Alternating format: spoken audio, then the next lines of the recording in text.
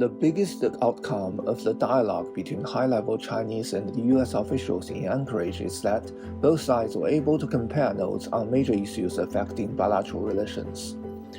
Both sides published their own press releases, which together form a list of their respective concerns. The Chinese list includes U.S. interference in China's internal affairs, which impairs the security of the CPC's rule, and the U.S. moves to seek bloc confrontation and ideological competition that threaten China.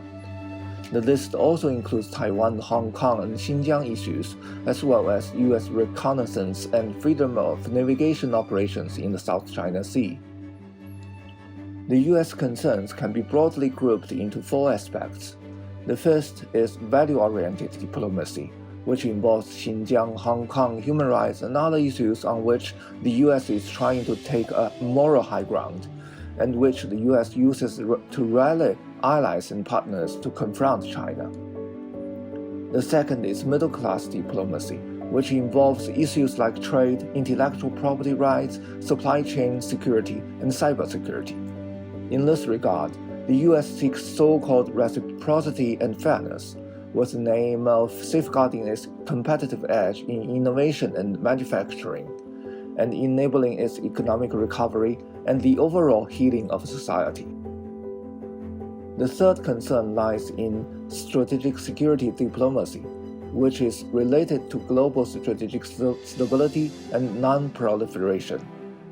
The last is global diplomacy, concerning issues about climate change, Iran, Afghanistan, the Korean Peninsula, and Myanmar, among others.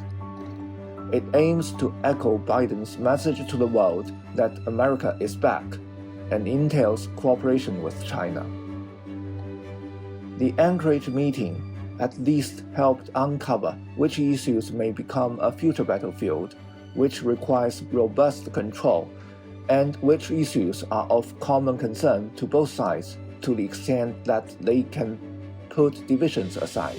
Following Anchorage, the Biden administration will increase scrutiny on its China policy. Its next step will be another round of efforts to enhance coordination among its allies and partners and roll out a new Indo-Pacific strategy.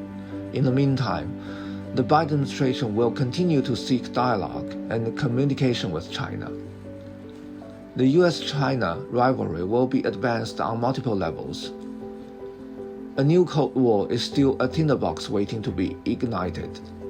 In fact, two most dangerous fuses are already burning. First, decoupling in science and technology, even in partial meanings, has the potential to pushing the world into bifurcation. Second, the U.S. high-pitched rhetoric of values can provoke direct ideological conflicts, which is why the U.S.-Soviet Cold War began. The two sides can adopt a differentiated approach so that they can be competitive or cooperative when necessary. For the Biden administration, however, there are only a handful of tools available in the policy basket of cooperation, far fewer than the other two baskets of compete and confront.